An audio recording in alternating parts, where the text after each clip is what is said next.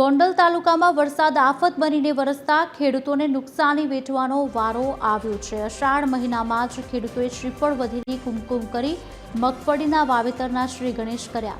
જો કે કાર્તક મહિનાના આરંભમાં જ પડેલા કમોસમી વરસાદે ખેડૂતોની 4 મહિનાની મહેનત પર પાણી ફેરવ્યું।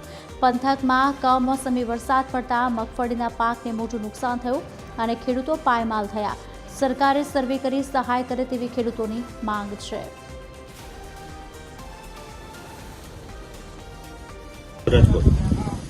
મેં આ સાલ 5 વીઘાની ડુંગળી અને 5 વીઘાનું કોબીનું વાવેતર કરેલું હતું।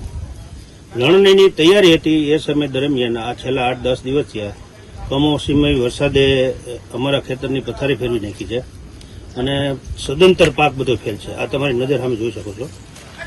હવે આ બહાર કાઢવું અને ચોખ્ખું કરવું, આમાં રોટાવેટર મારવા સિવાય કોઈ છૂટકો નથી। આ મજૂરો કામે લગાડવા, એના પૈસા એમપી વાળા ભાગ રાખ્યા, એ લોકોના છોકરાઓની ચિંતા કરવાની, અમારા છોકરાઓની ચિંતા કરવાની, નવો પાક વાવવો છે એના માટે ઉપાધિ છે। તો સરકારશ્રી આ બાબતે સર્વે કરી અને કંઈક ખેડૂતોને સહાય આપે તો નવો પાક વાવી શકીએ, નકર તો અમારી પરિસ્થિતિ બહુ કપરી છે। જે મારે 15 વીઘાની મગફળી છે સંપૂર્ણ ઉગી ગઈ છે અને બગડી ગયેલી છે। કોઈ વસ્તુ એમાં થાય એમ છે નહીં। સર્વે કરતા જણાયેલ છે બધાને, હું અને જોવા પણ આવેલા ટીમ, કાંઈ છે નહીં મગફળી માટે। બધી મગફળી ઉગી ગઈ છે। સરકાર પાસે અપેક્ષા છે કે ભાઈ પાક વીમો છે ને એ તો છે જ નહીં, પાક ધિરાણ સંપૂર્ણ ના ભાઈ માફ કરે।